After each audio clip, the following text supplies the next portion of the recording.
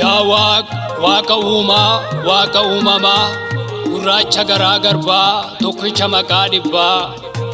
hunda nuuf qajeelchiisi maaltu dhiba balaa aggaamamu baala nurraa taasisi abdatamaansi yaa uumaa nutissi kan hin dogoggorresi dogoggora nu oolchi hamaa nurraa qabi haala keenya tolchi yaa Waaqa golgaa kee nurra qabi sitti iyyanneerra qorsa kee nu dhaqqabi ati nurraa qabi weerara dhibee dhibii nu lagi nu eegi rooba cabbiif dibii badii keenya laalin toliitii nu tolchi nuti uumama keeti balaarraa nu oolchi.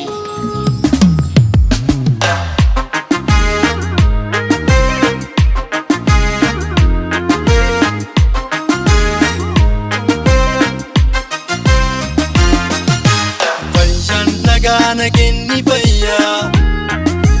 Lameni ranjuru wani wayya Jiratu daf jirenyi tole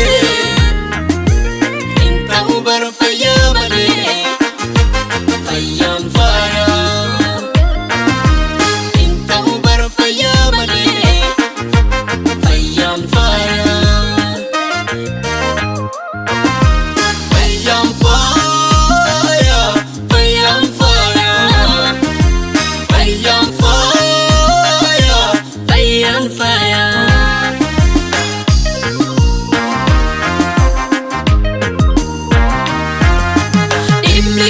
Magia gorsa keeyyi fayya qajeelfama biya dhagaya Ibeni hamaan kun namadaan hin baasu adii gurraacha jedhi doodeen dhiisu firaan qabu anaa dachii tanatti maraafu diina kaarginuutti Corona dhibe hamaa Corona dhibe hamaa karaa daddarbuun addaan baafanne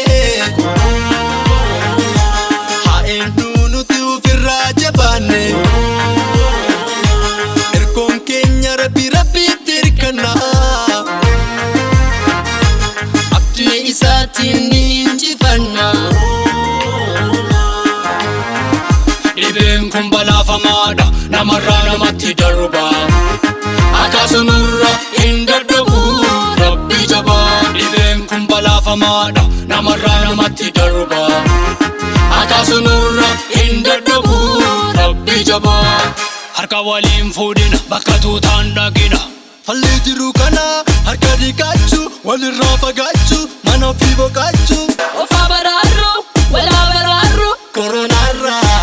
ofaa baraarru walaa baraarru koronaarra harka waliin fuudhina bakka tuutaan